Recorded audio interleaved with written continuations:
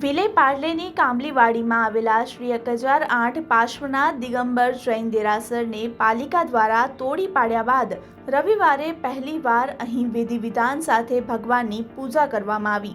ટ્રસ્ટીગણે પાલિકા સમક્ષ તૂટી પડેલા દેરાસરના હિસ્સા પર શેડ બાંધવાની મંજૂરી માંગી છે, તેમજ 90 વર્ષ જૂના આ દેરાસરને કાયદેસરનું બનાવવા માટે સબમિટ કરેલા પ્લાનને મંજૂર કરવાની માંગણી સાથે પાલિકા કમિશનર ભૂષણ ગગરાણીને આજે મુલાકાત લેવાનું પણ ટ્રસ્ટીગણે જણાવ્યું હતું। પાલિકાના કે પૂર્વ વોર્ડ દ્વારા 16 એપ્રિલે બુધવારે આ 1008 પાર્શ્વનાથ દિગંબર જૈન મંદિરને ગેરકાયદે કહીને તોડી પાડવામાં આવ્યું હતું, જે બાદ જૈન સમાજમાં આક્રોશ ફેલાઈ ગયો છે।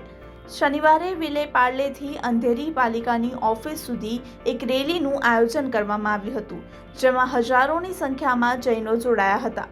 જૈનોના આ વિરોધને પગલે અને તેમની ભાવનાને ધ્યાનમાં રાખીને તેમની માંગણી બાદ પાલિકાએ કે પૂર્વના વોર્ડ ઓફિસર નવનાથ ગાડગેને હટાવી દેવામાં આવ્યા હતા, તેમજ દેરાસરને તોડી પાડવામાં બાંધકામના કાટમાળને પણ પાલિકાએ શનિવારે હટાવી દીધો હતો।